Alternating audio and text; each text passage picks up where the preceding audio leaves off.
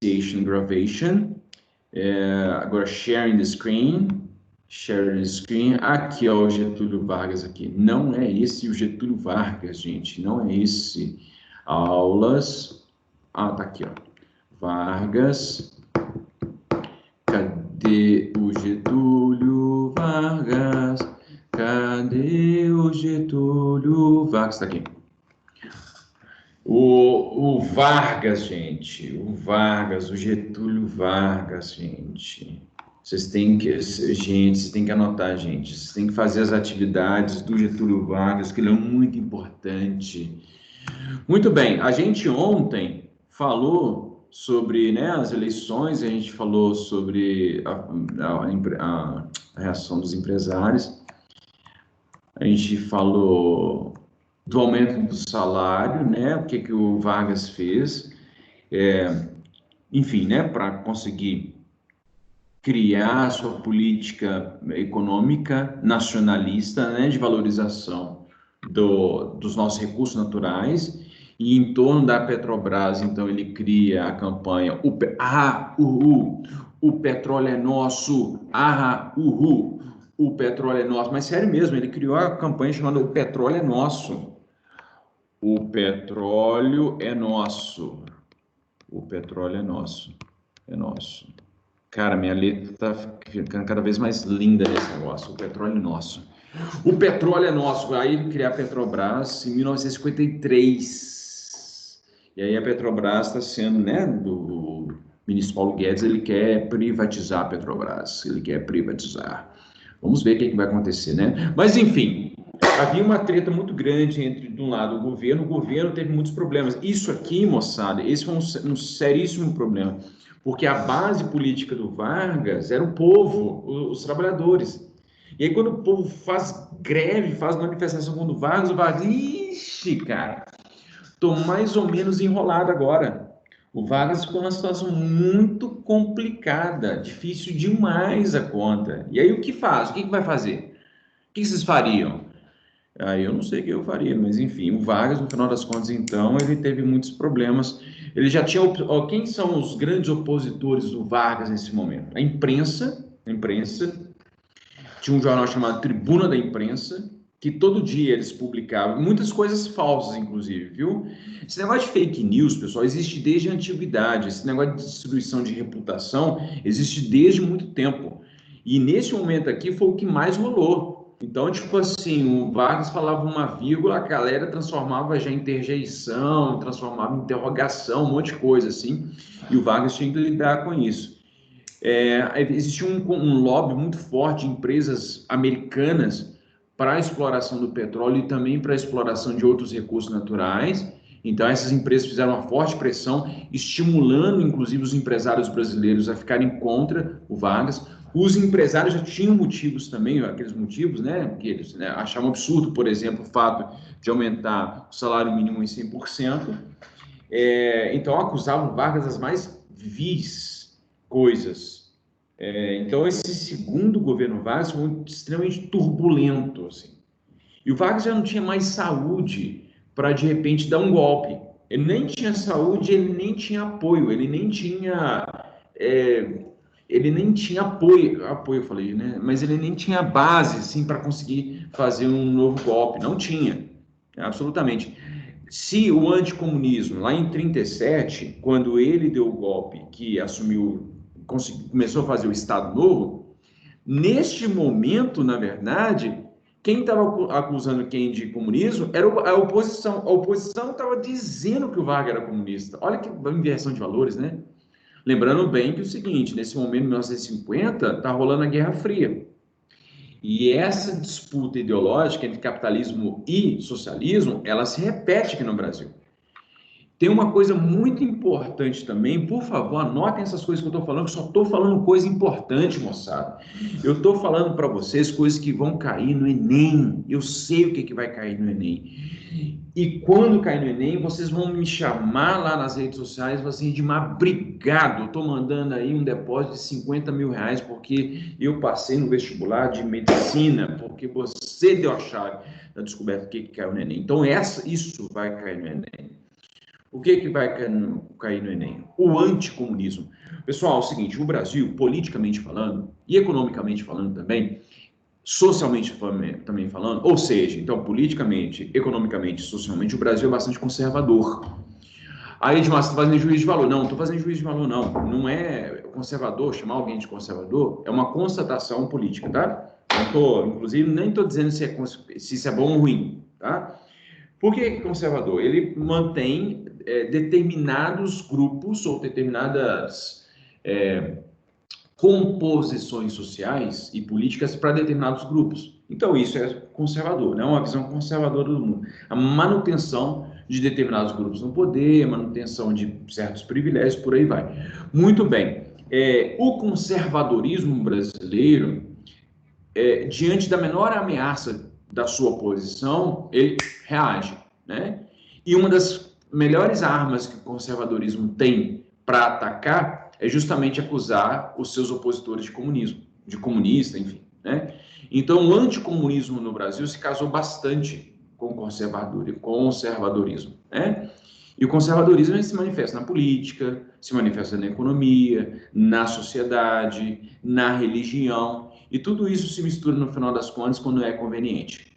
Muito bem. E aí, o conservadorismo no Brasil, de uma forma geral, ele está se articulando para tentar derrubar o Vargas. Porque o grande temor era que o Vargas fizesse a chamada República Sindicalista nos moldes do peronismo. Muita gente compara o Vargas ao Perón. Agora a letra ficou feia. Muita gente compara, mas é um pouco diferente, assim. Tem coisa parecida. No nacionalismo, trabalhismo, sindicalismo e por aí vai. Essas coisas são semelhantes. Mas tem as suas peculiaridades. A Argentina tem uma composição política muito peculiar. Os argentinos, eles são mais combativos, enfim, eles são mais contundentes, assim, nas suas opções. O Brasil fica uma coisa meio amórfica, assim, não dá para definir exatamente. Aqui é esquerda, aqui é direita, aqui o conservador é conservador, é tudo meio misturado, sabe? É uma, é uma bagunça, assim. Eu não estou falando exatamente mal do Brasil, não, gente. Eu estou constatando, assim, né? Enfim, falando mal um pouquinho só. Eu não gosto de ficar falando mal do Brasil, não, né? Eu sou brasileiro, eu estou dentro do Brasil. Eu não gosto que as pessoas fiquem falando mal de mim, nem do Brasil. Tá? Eu fico triste, inclusive. Muito bem. Eu disse ontem para vocês que vocês precisam lembrar que nesse período de 1945 até 1964, três partidos políticos são fundamentados. Dois, principalmente, dois partidos políticos. O PTB, esse PTB ele existe até hoje, mas a configuração dele é um pouco diferente. Mas, enfim. E a UDN. Então, são os dois partidos mais importantes. Além desse, tem outros partidos, né? E tem o PSD, que não tem nada a ver com o PSDB de hoje, tá? Enfim, mas os dois partidos mais importantes são o PTB e a UDN. A UDN era a direita mais conservadora e a UDN foi a principal força de oposição contra o Getúlio Vargas. A UDN queria impedir a posse do Vargas pela seguinte prerrogativa: o Vargas não conseguiu obter a maioria dos votos. Mentira, falei uma besteira aqui. O Vargas não conseguiu obter mais de 50% dos votos.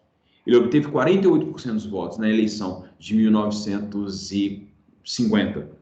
Ele assumiu no início de 51. Ele não conseguiu.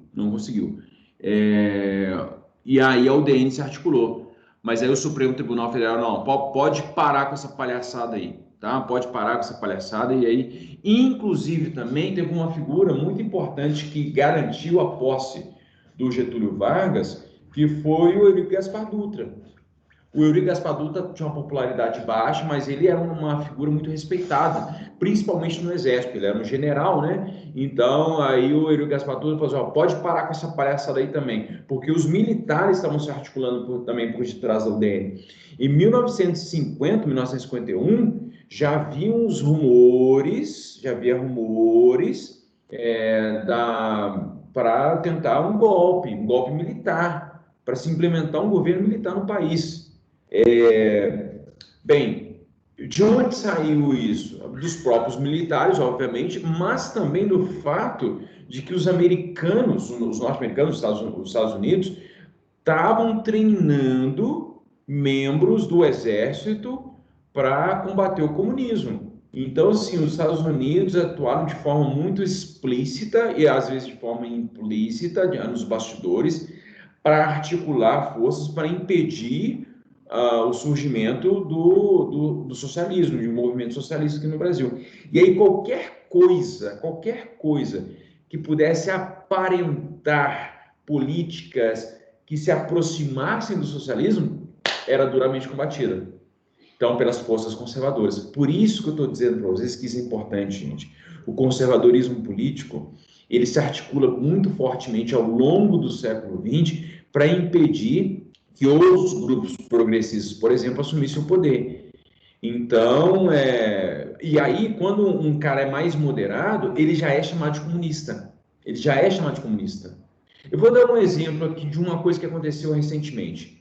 O ex-ministro da Justiça, do Sérgio Moro, quando ele foi nomeado ministro da Justiça, houve um grande entusiasmo das forças que apoiam o governo, né? Então, o pessoal, né, apoiando o Sérgio Moro, não sei o que lá, enfim. Assim que o Sérgio Moro renunciou, pediu o boné e foi embora, e deu aquela declaração de que o governo está tentando interferir na Polícia Federal, o que fizeram com o Sérgio Moro? O que as forças mais conservadoras fizeram em relação ao Sérgio Moro? Comunista. Acusaram o Sérgio Moro de comunismo. Olha como é que as coisas são, no discurso, pelo menos, né? Como é que as coisas se articulam. Então, a gente tem que tomar muito cuidado com o tipo de discurso que a gente ouve por aí, porque por detrás desse discurso há toda uma prática, né? Há todo um entendimento de como a política no Brasil deve funcionar. Bem, então a UDN, voltando para o nosso contexto histórico, mas a UDN, ela via com maus olhos, não sei se essa expressão ficou correta, mas enfim, olhava para o governo Vargas assim, muito desconfiada. Cara, esse Vargas está com alguma treta, ele está querendo alguma coisa que não está bem, não está bom isso aí. E aí a UDN bate pesado no Vargas, bate pesado. E um outro sujeito que bate pesado no Vargas é esse cara aqui. Quem que é esse cara? É o Carlos Lacerda, gente. O Carlos Lacerda. Bonitinho, viu? Bonitinho. Esse cara tem uma história muito peculiar, assim. O Carlos Lacerda, ele foi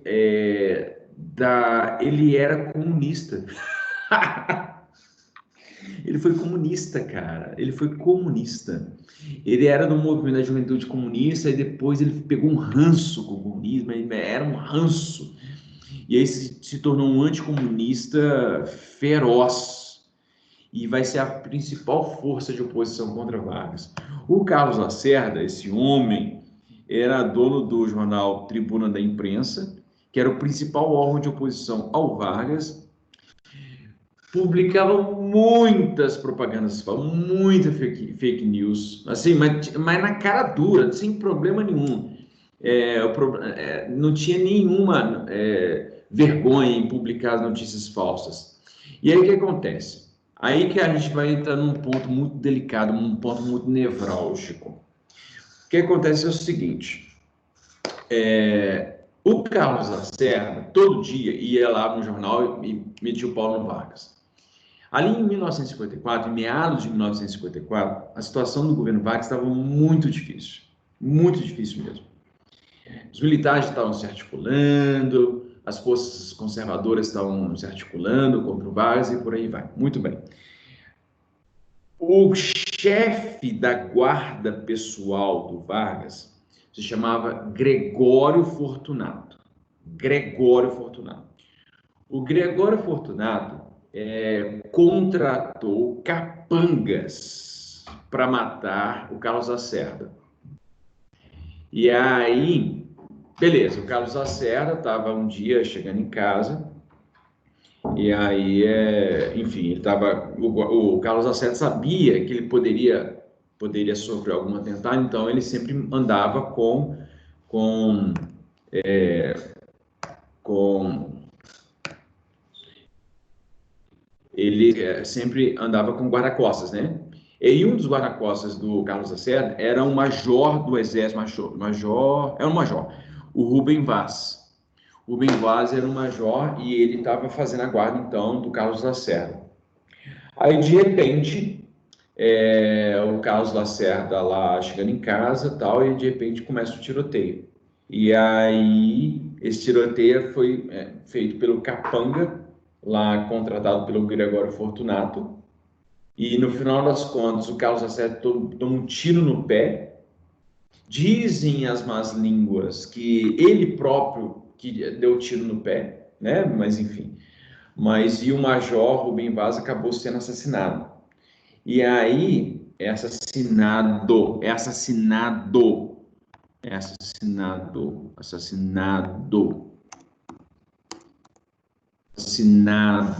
tá? Não vem falar que tá escrito assassinato, não. Foi assassinado, e aí isso criou uma situação muito complicada, porque aí começaram a investigar, a polícia começou a investigar, chegaram no Capanga. Primeiro chegaram no motorista de táxi que havia dirigido para o Capanga. Aí chegaram no motorista de táxi. Aí o motorista de táxi, sob a menor pressão, ele já delatou. Aí chegou no Capanga, né? O Capanga foi investigar, ele tinha sido também ex-membro da guarda pessoal do Vargas. E aí depois, no final das contas, chegaram à conclusão de que o mandante do crime foi o Gregório Fortunato. Há uma grande discussão se o Vargas sabia ou não. Se o Vargas sabia que o Gregório Fortunato estava articulando. Aí, eu vou falar de uma teoria da conspiração e vou falar do que a historiografia defende. A teoria da conspiração fala um pouco da questão de que o Vargas deixou o pau quebrar, deixou o Gregório Fortunato se incriminar sozinho. Gregório Fortunato era negro, tinha sido do exército, enfim. Então, diz inclusive que tem um componente até racista aí nesse meio. Mas isso é uma teoria que não tem ainda muito fundamento histórico. O que tem fundamento histórico? É que o Vargas não sabia. Não tem uma comprovação de que Vargas soubesse que o Gregório Fortunato estava articulando a morte do Carlos Lacerda. Porque o Carlos Lacerda era um chato. Era chato, ele ficava ali na imprensa enchendo a paciência o dia inteiro. E aí, bem, no final das contas, acaba que a imprensa começa a divulgar. O chefe da guarda pessoal do Vargas mandou matar o Carlos Lacerda, que era o principal inimigo do Vargas. Ora bolas, ora bolas. Não tem jeito, Vargas. Vargas, não tem jeito mais não. Agora, ou você renuncia, ou enfim. O atentado da Rua Toneleiro, que não é onde que aconteceu, esse atentado ele foi amplamente repercutido, e aí os militares, o que os militares começam a fazer? Os militares começam a articular um golpe. Os militares do exército fazem reunião, começam, né, se reúnem e começam a articular o golpe. Em 1954 nós tivemos muito próximos de um golpe militar. E eles iam dar um golpe militar, eles iam tirar o Vargas. Agora, Edmar, será que duraria mais tempo? Seria maior? Não sei, não sei. Isso é impossível medir. Mas a articulação para o golpe era iminente. Estava ali acontecendo, os caras estavam, enfim. Enquanto a maioria dos generais, dos oficiais das Forças Armadas, eram favoráveis para tirar o Vargas. Alguns poucos fiéis a Vargas começaram a incentivar o Vargas. Vargas, renuncia, renuncia, renuncia. Inclusive chamaram o Café Filho. Quem é Café Filho? Café Filho é o vice do Vargas. E aí os militares chamam o Café Filho, assim, ô Café, você podia, o Café, oi Café, tudo bem? Café, bom te beber. Chama o Café Filho para ser um café. Convença o Vargas a renunciar. Aí ele, cara, como é que eu vou fazer isso? Tal? Aí ele chama, o Café Filho chama o Vargas para conversar. Vargas, vamos nós dois renunciar? E aí, assim, aí a gente se livra, deixa o negócio. E o Vargas vai pensar. O Vargas vai pensar. Então, ali no núcleo duro ali da família, eles começam a pensar. E no final das contas, ele acaba tomando uma atitude que ninguém esperava. Absolutamente ninguém esperava. Ele acabou pegando uma arma, dando um tiro no peito, né? Acabou, cometendo suicídio. E aí, esse suicídio, cara, deixou todo mundo perplexo. Deixou absolutamente todo mundo perplexo. Porque aí, cara, o que a gente faz agora? É mais ou menos como se fosse assim, a reação do cachorro que fica correndo atrás do carro, fica correndo. Aí, de repente, o carro para, e aí, assim, e agora? O que a gente faz? O que faz? E aí, não sabiam absolutamente o que fariam. O que vai fazer agora? O que faz? Então, portanto, neste momento, os militares não conseguem ter apoio. Eles percebem que eles não teriam apoio para implementar um golpe, né, para fazer um golpe, né, para, enfim, acabar com o Estado de Direito. Os militares, então, ficam com carão, ficam de carão lá, enfim. E é uma tremenda mobilização. Milhares de pessoas saem às ruas.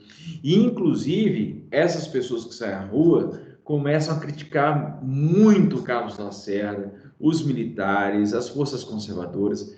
A galera começa a quebrar o pau, fazer manifestações. O enterro do Vargas foi um verdadeiro ato político, assim, porque as pessoas, ele virou Marte, né? Virou um grande Marte. E como ele havia dito anteriormente, dizendo que ele só sairia do Catete, que é o palácio, né, onde que ele morava, só sairia do Catete morto, ele cumpre a palavra, né? Ele só saiu morto, porque aí no quarto dele deu um tiro no coração e aí acabou saindo morto. Então, o que que significa? Historicamente, quer dizer, pessoalmente, uma tragédia, né, para o Vargas. O que é meio triste na história pessoal do Vargas é que ele cometeu suicídio, o filho cometeu suicídio e o neto cometeu suicídio também. O neto Vargas, que chamava alguma coisa Vargas, que claro, né, Vargas é o sobrenome, mas o neto cometeu suicídio não tem muito tempo, no máximo uns 20 anos mais ou menos, que cometeu suicídio. Talvez menos do que isso. Mas no final das contas, então, pessoalmente uma tragédia, né? Porque por mais que ele tivesse tendo problemas com a política, com a economia, com a sociedade brasileira, o Vargas é amado por alguém, né? Alguém que alguém ama, né? E aí, enfim, a filha dele ficou muito abalada, muito, enfim. Mas no final das contas, para a história do país, isso atrasou em 10 anos o golpe. Então, o golpe que aconteceu em 1964, ele teria acontecido em 54, se o Vargas não tivesse dado tiro no peito.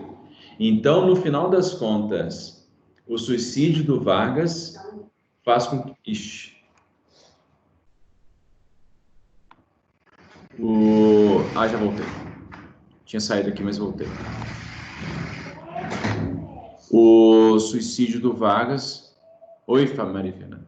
O suicídio do Vargas acaba fazendo com que ele, enfim, ele adie o golpe, né? Então o golpe foi adiado pelo suicídio dele. E aí, depois que ele sai, que ele comete suicídio, cria-se um momento de muita instabilidade política no país. Ele comete suicídio em agosto de 1954, né, 24 de agosto, e aí quem imediatamente vai assumir vai ser o Café Filho. O Café Filho não vai cheirar nem feder. Ele vai ficar aí 1 ano e meio no governo, ele vai ficar de agosto de 54 até início de 56, até o início de 56. Inclusive, o Café Filho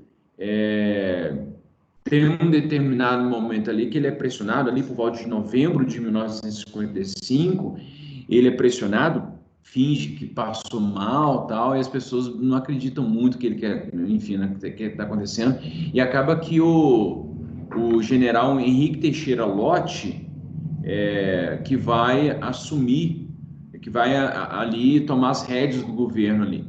E o Henrique Teixeira Lott foi uma figura muito importante, extremamente importante no país neste momento. Deixa eu ver se eu estou compartilhando. Não estou compartilhando.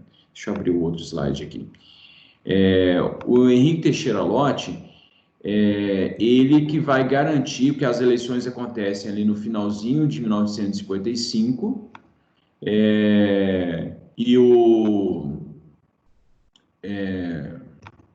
tem eleições no finalzinho de 1955, só que o exército não queria que o presidente que venceu tomasse posse. E quem foi o presidente que tomou posse? Quem foi o presidente que foi eleito? O Juscelino Kubitschek. Então, nas eleições de 1955, quem vai ser eleito vai ser o JK. E o JK vai ser... Começam a dizer que o JK ele era também comunista e não sei o que lá, não sei o que lá. E aí o Henrique Teixeira Lott vai ter que intervir, o Supremo Tribunal também vai ter que intervir para garantir a posse do Juscelino Kubitschek. Houve um momento de tensão entre novembro de 1955 até janeiro de 1956, porque teve uma articulação que queria impedir a posse de Juscelino Kubitschek, né? Enfim, mas no final das contas, o Juscelino Kubitschek, que foi eleito em 55, vai tomar posse. Então, entre o suicídio do Vargas e a posse do Juscelino, há um momento de muita turbulência política, né, no país, porque há tentativas de impedir a posse do JK. Muito bem. Pessoal, alguma questão? Eu sei, eu vou começar a compartilhar agora, na verdade. Alguma questão em relação ao Vargas?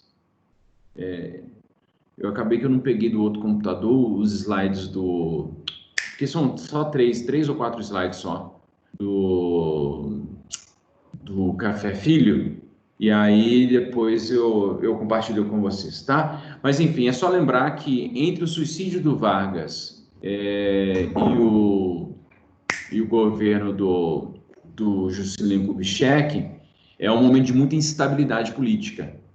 E aí é uma tentativa de impedir a posse do Juscelino Kubitschek, beleza? Bem, o Juscelino Kubitschek, ele era do PSD, lembra que eu falei dos partidos políticos, PTB, UDN e PSD. Então, ele é eleito pelo PSD, uma ala que era próxima ao PTB, era uma próxima ao Getúlio Vargas.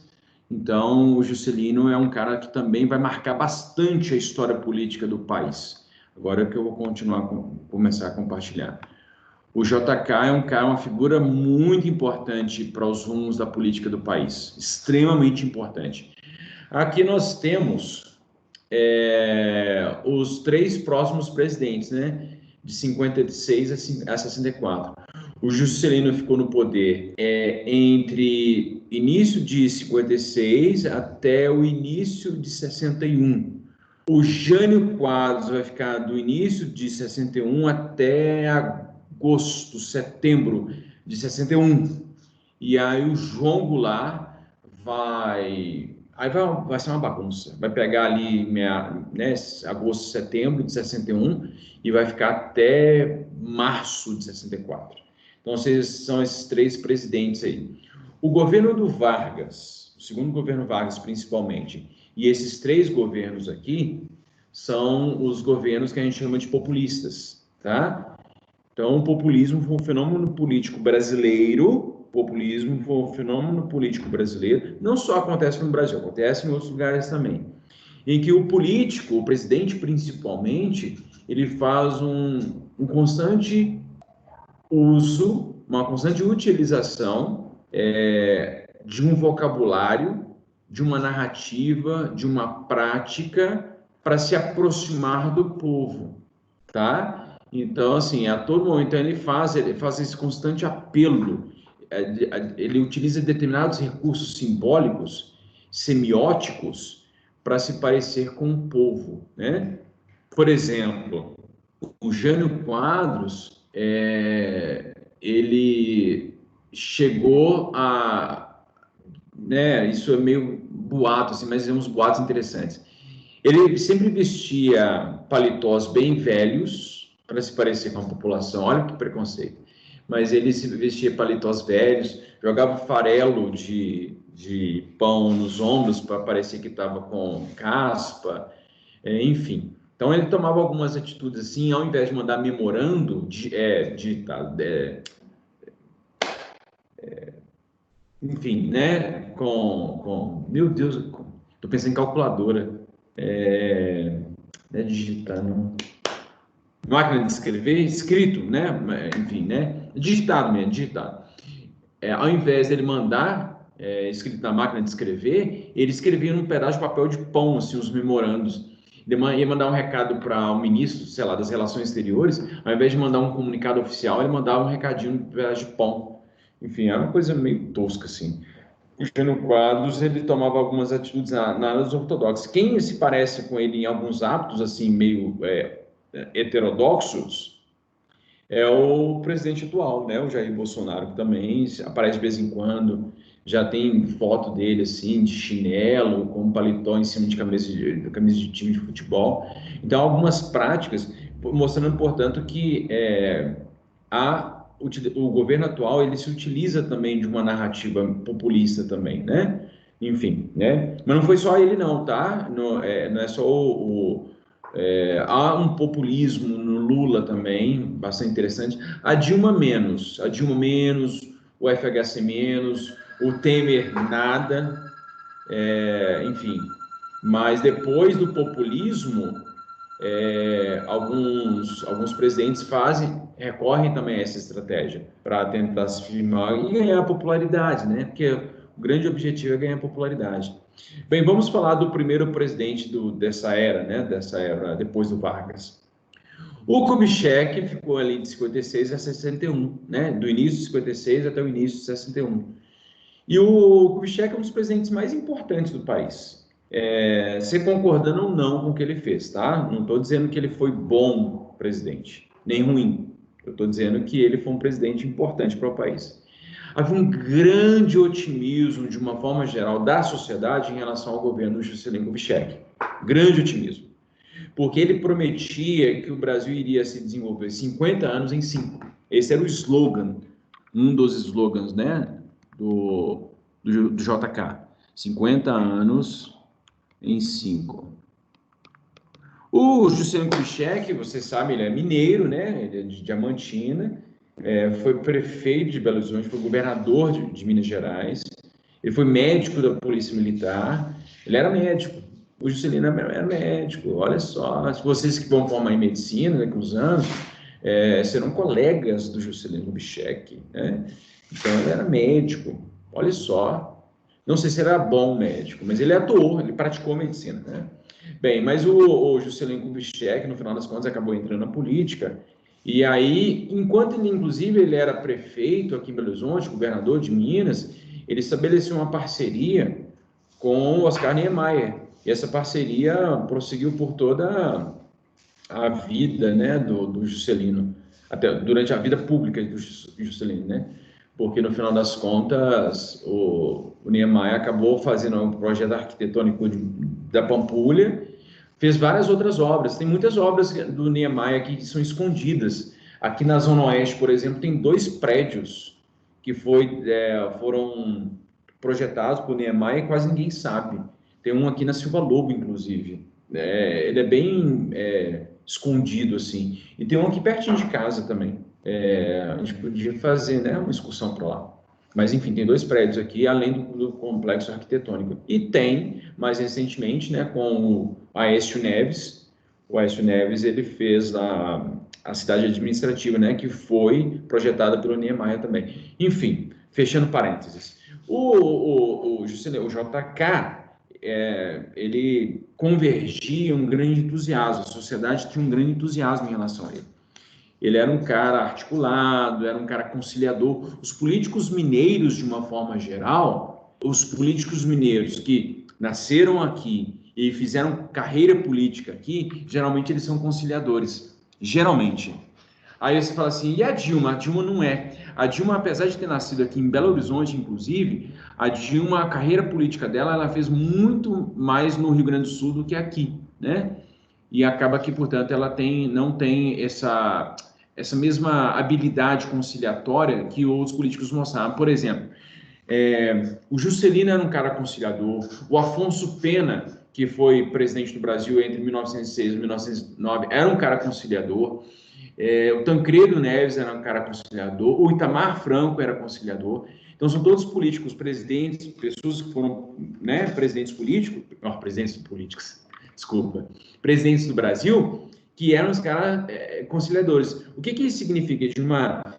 Significa que os caras conseguem articular opositores, inclusive. Eles conseguem colocar pessoas de diferentes ideologias para conversar.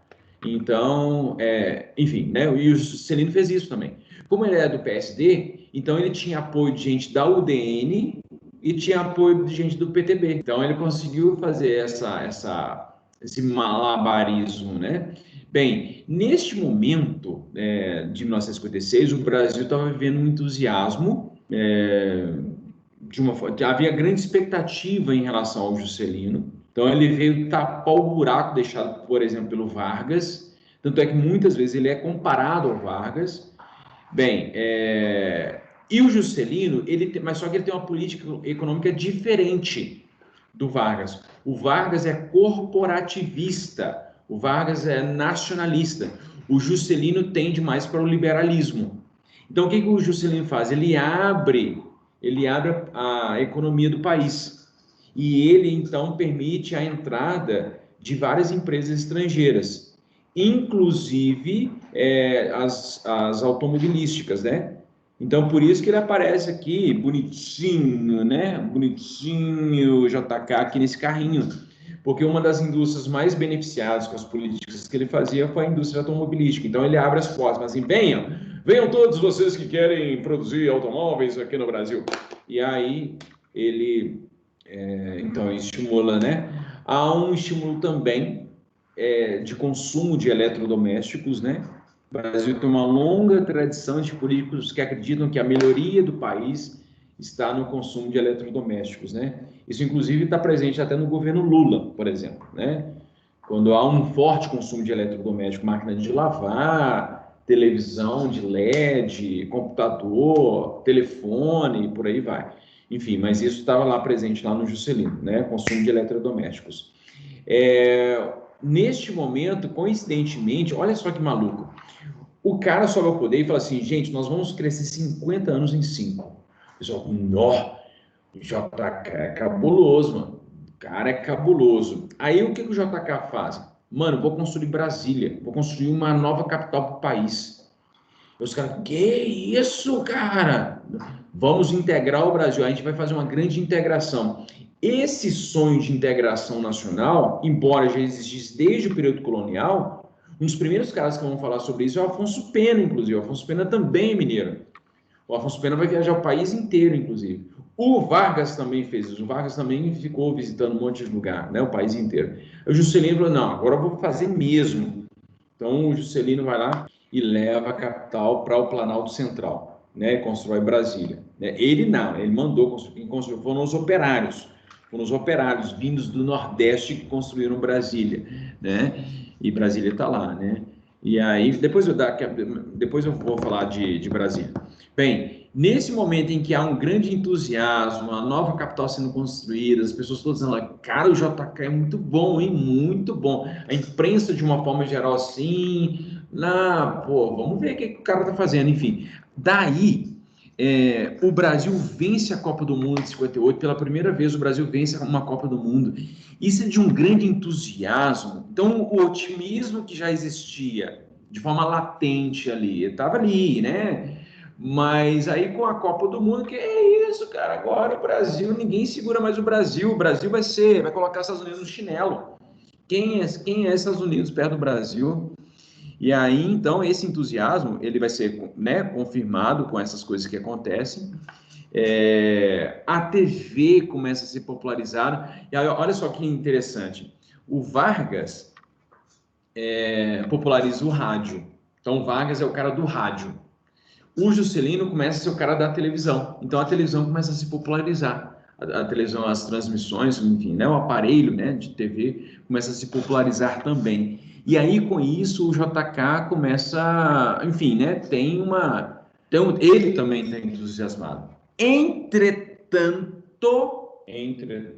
não obstante, todavia, contudo, porém, a população mais pobre estava numa situação periclitante, uma situação muito complicada.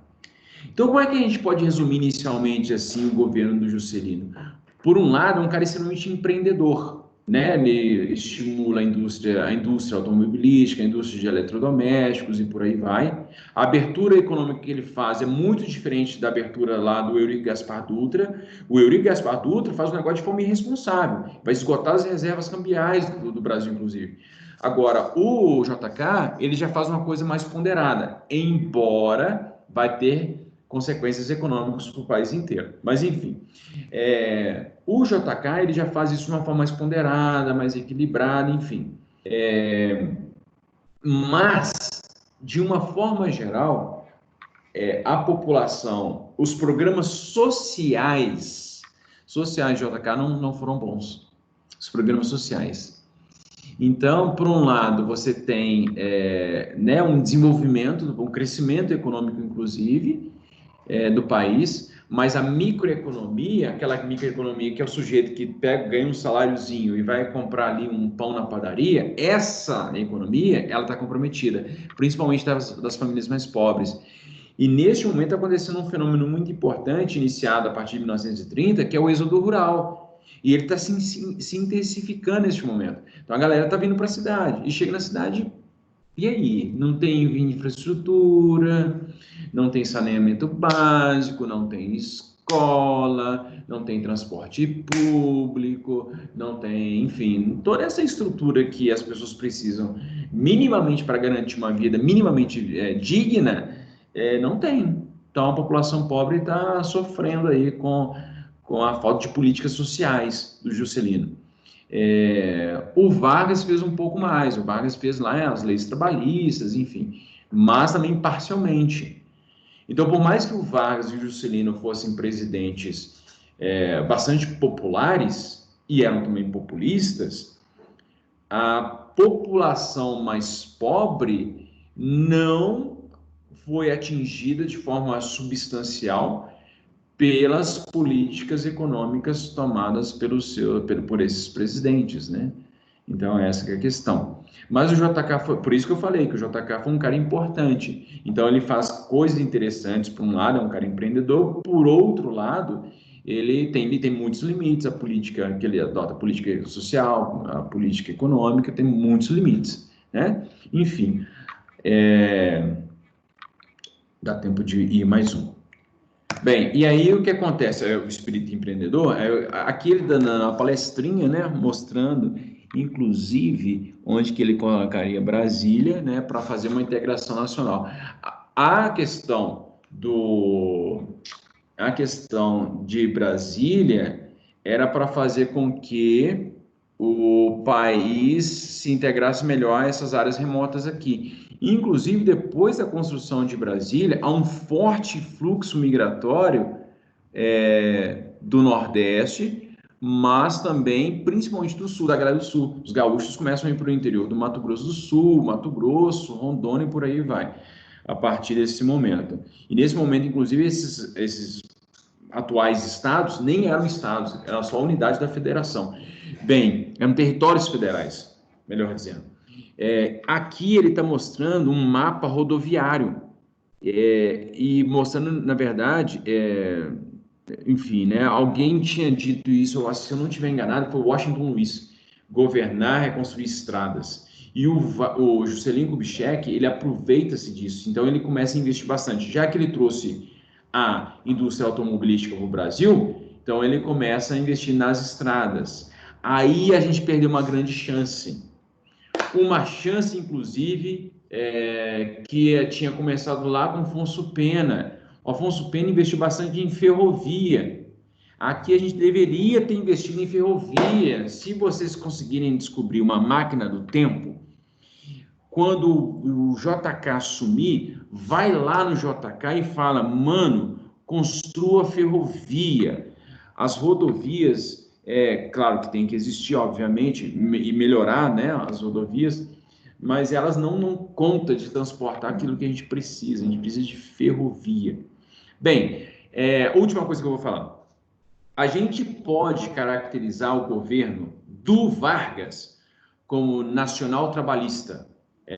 Então, nacionalismo e trabalhismo são as duas principais filosofias políticas do Vargas. A do JK é nacional desenvolvimentismo, é desenvolver o país não só apenas com capital interno, mas também com capital externo, né? O que isso significa? Significa que o Brasil vai começar a acumular cada vez mais a sua dívida externa, que está aí presente até hoje, que ela é praticamente impagável, porque a gente basicamente fica só pagando juros e juros e mais juros da nossa dívida externa. Moçada, eu nem acredito que eu cheguei no JK. Nem acredito que eu cheguei no JK. A gente está assim. Eu tô, por um lado, eu tô muito empolgado, por outro lado, eu tô preocupado, porque assim, tá tudo bem, vocês estão entendendo, tá tudo tranquilo, tá de boa, porque eu vou continuar avançando. Eu vou continuar avançando, e aí talvez eu vou conseguir fazer uma coisa que eu nunca consegui fazer no ensino presencial, que é terminar o conteúdo de história, cara, para fazer a revisão lá no final. Olha que beleza que vai ser, cara. Se eu conseguir fazer isso, cara, nossa, eu vou ganhar muito presente do terceirão. Que isso, cara? Eu vou assim, vou mesmo, não quero nem saber, quero presente. Mas enfim, então é isso, moçada.